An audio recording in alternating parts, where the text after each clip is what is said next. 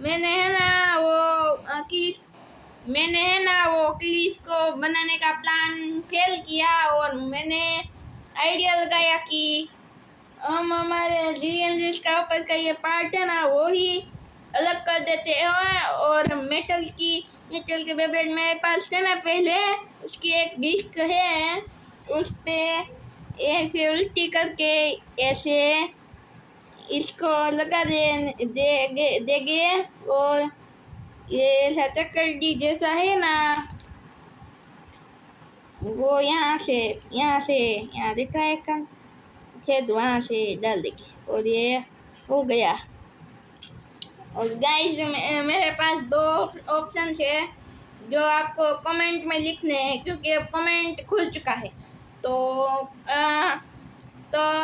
हम इसको लगा के इसको लगा के यहाँ पे नट बोल्ट के साथ एमसील लगाए या ऐसे ही एमसील लगाए।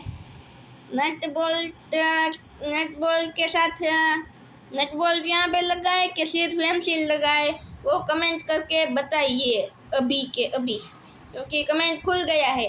तो बाय बाय गाइस।